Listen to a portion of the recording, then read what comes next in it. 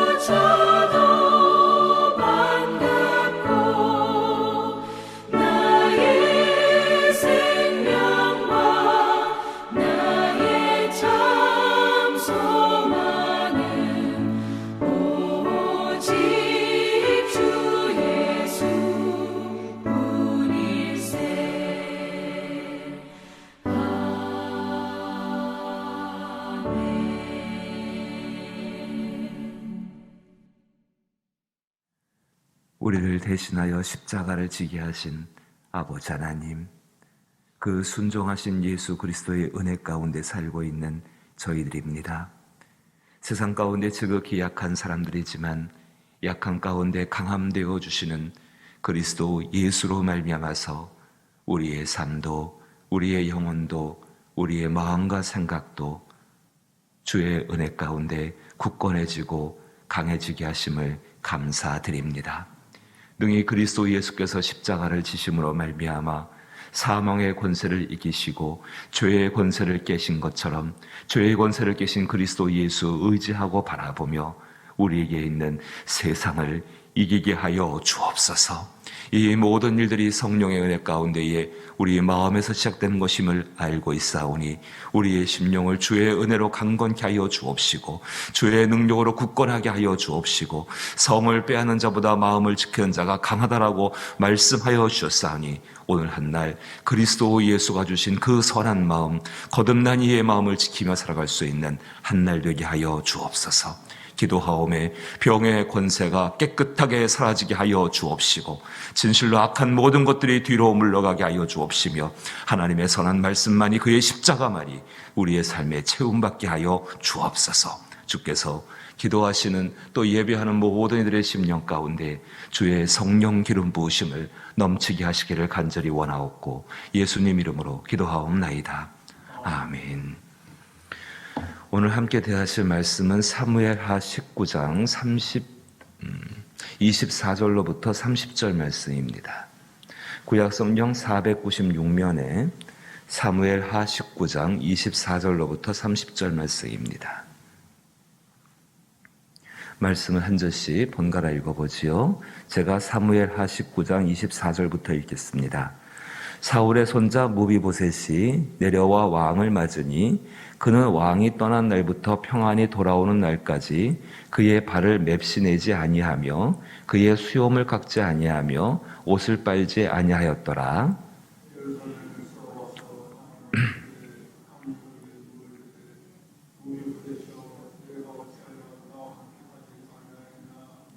대답하되 내 주 왕이여 왕의 종인 나는 다리를 절무로 내 나귀의 안장을 지워 그 위에 타고 왕과 함께 가려 하였더니 내 종이 나를 속이고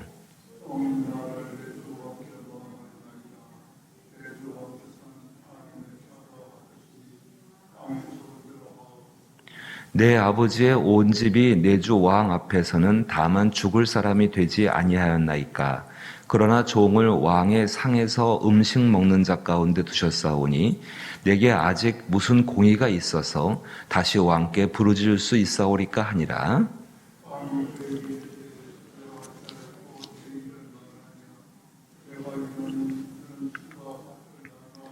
같이 읽죠.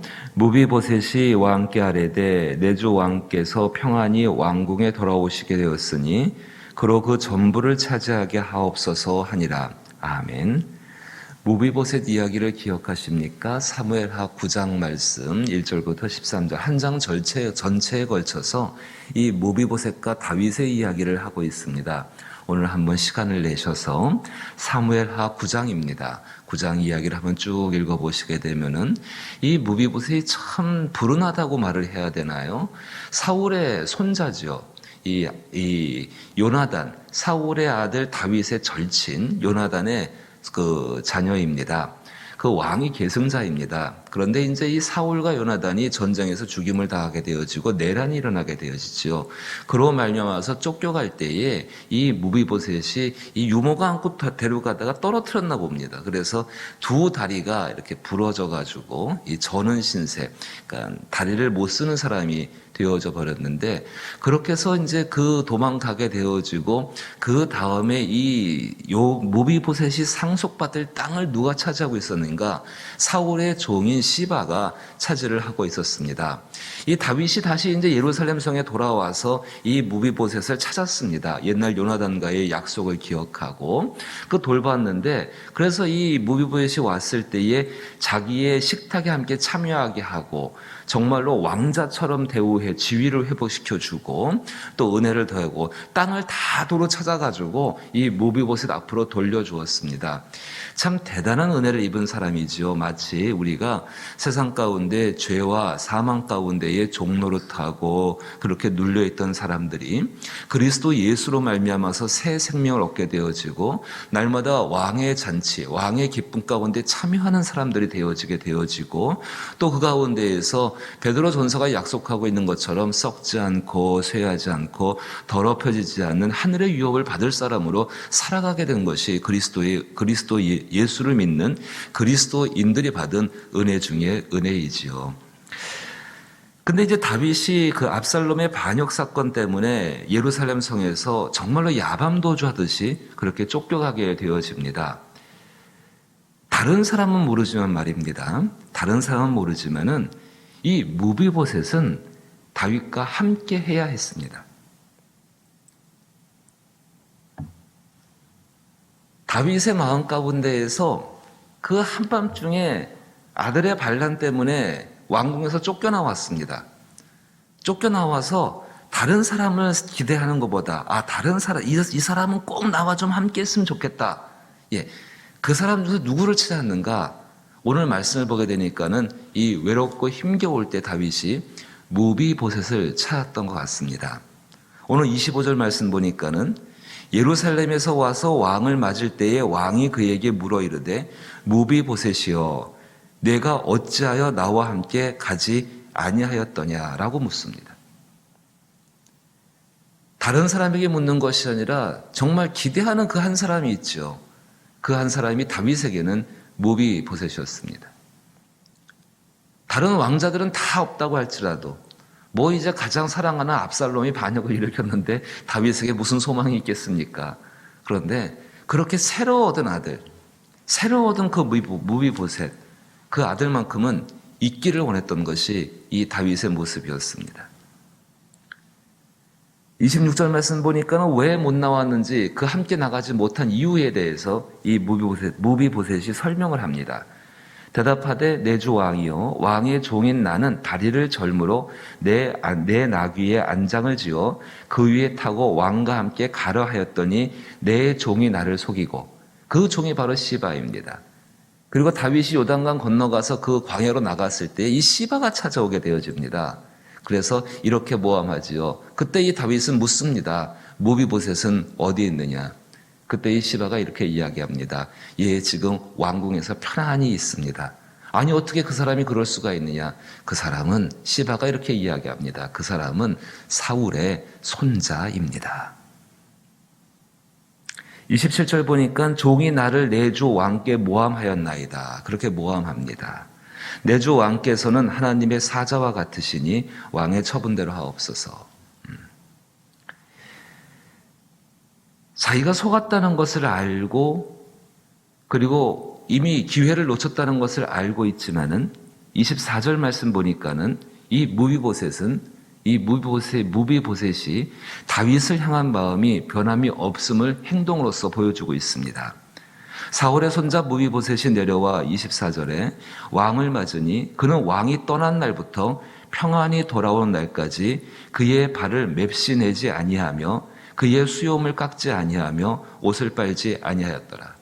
은혜를 받은 무비보셋, 분명히 왕과 함께 나갈 수 있는 기회는 놓쳤습니다. 그것이 계략 때문에 속았든 간에 아니면 자기의 신체적인 장애이든 간에 그 이유가 중요한 것이 아니라 이의 마음 가운데에 정말 그 사람은 하나님께서 우리 가운데에 성경 가운데 세상을 살아갈 때에 근신하는 모습으로 두렵고 떨림으로 나그네의 길을 지나가라고 말씀하신 것처럼 이 무비보셋은 왕이 돌아올 때까지 이렇게 근신하는 모습으로서 정말로 두렵고 떨리는 모습으로서 세상을 살아가고 있었습니다.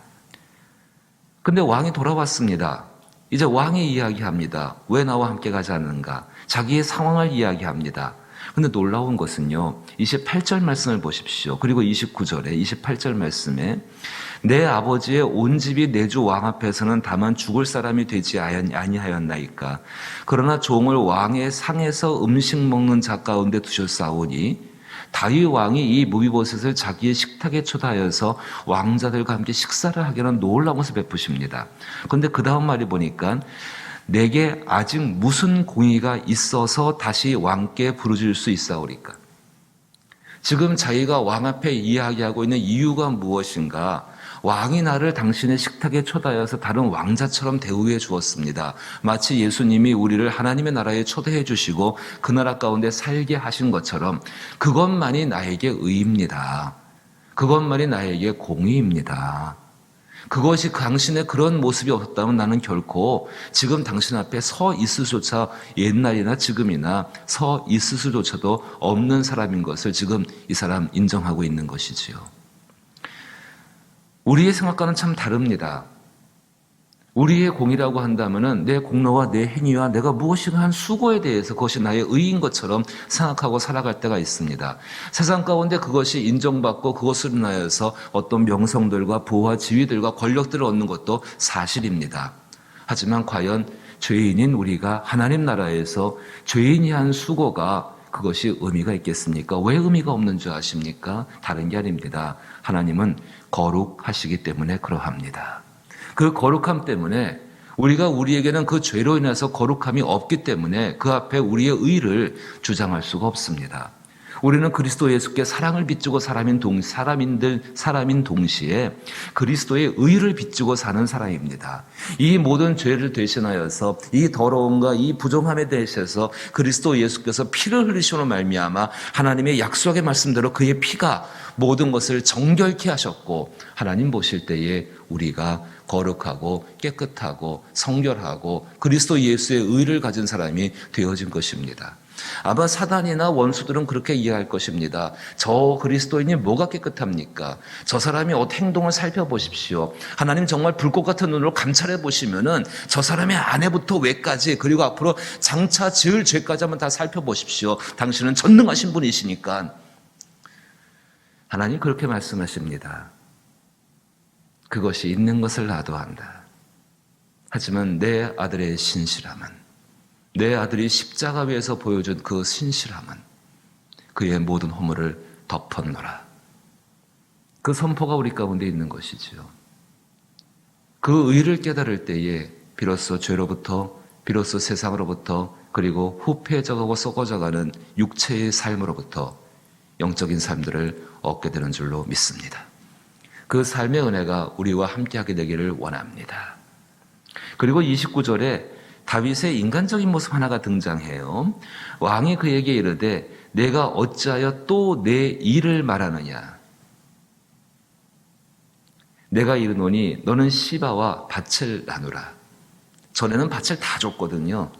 근데 시바를 인정합니다. 그러면서 이제 시바와 함께 밭을 나누라. 다윗이 굉장히 섭섭하고 굉장히 마음속에서 이 뭔가 이렇게 맺힌 것이 있었습니다. 그 다윗의 모습을 보고자 하는 것이 아니라 그 다음에 나오는 은혜 받은 참된 사람의 모습, 신실함을 간직하고 사는 그 무비보셋의 모습이 어떠한가 보십시오. 무비보셋이 30절에 무비보셋이 왕께 아뢰되 내 주 왕께서 평안히 왕궁으로 돌아오시게 되었으니, 왕이 평안히 이제 왕궁으로 돌아오게 되셨으니 그로 그 전부를 차지하게 하옵소서. 나는 땅이 필요 없어요. 내 마음의 한 가지는 왕이 왕궁으로 편안히 돌아온 것, 그거 한 가지가 그때나 지금이나 나의 유일한 마음의 바람입니다. 진심이 표현되고 있는 것이죠. 다윗에게 은혜를 받은 무비보셋, 그 다윗을 향한 그 신실함을 표현하고 있는 것입니다. 사랑하는 성도 여러분, 사람의 이야기들이죠. 이렇게 행동한 것이 굉장히 가치 있고 고귀한 거 맞습니다. 하지만 이런 일들이 영원하지를 않죠. 사람이 행한 이렇게 뛰어난 신실한 모습, 그 진심을 지킨 것, 이것이 영원할 수가 없지 않습니까? 하지만 그리스도 예수께서는 십자가 위에서 우리를 향하신 하나님의 신실하심, 그 신실하심을 당신의 순종과 죽음으로써 입증해 주셨습니다. 그리고 바라보게 하시는 것이지요. 내 삶이 무비보셋처럼 되기를 원한다고 한다면, 내 마음이 이렇게 되기를 원한다고 한다면, 나의 진심이 사람들의 오해, 또 사람들의 이렇게 모함, 거기에 나온 대로 그런 일들, 이런 것 때문에 가려지고 덮여진다 할지라도 신실하신 하나님의 사랑, 그 변하지 않는 십자가에서 보이신 그 예수 그리스도가 있기 때문에 나 역시 여전히 그 신실한 내 마음을 지키고 살려는 것을 살아가게 하는 용기와 힘과 더욱이 믿음을 주는 줄로 믿습니다.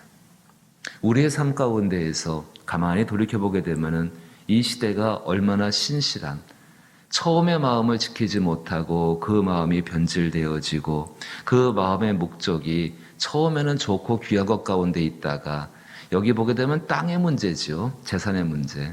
그 재산 가운데로 빠져든 채로 그 마음을 잃어버리는 경우가 얼마나 많은지 모릅니다.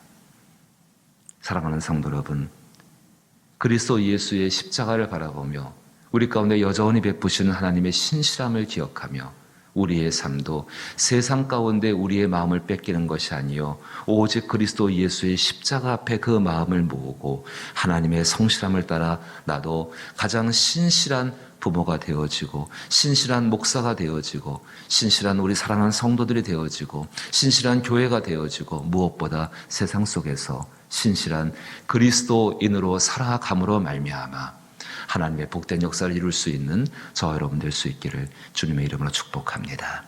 주기도문으로 예배 마칩니다. 하늘에 계신 우리 아버지여, 이름이 거룩히 여김을 받으시오며 나라 임하옵시며 뜻이 하늘에서 이룬 것 같이 땅에서도 이루어지이다. 오늘날 우리에게 일용할 양식을 주옵시고 우리가 우리에게 죄 지은 자를 사하여 준 것 같이 우리 죄를 사하여 주옵시고 우리를 시험에 들게 하지 마옵시고 다만 악에서 구하옵소서. 대개 나라와 권세와 영광이 아버지께 영원히 있사옵나이다. 아멘.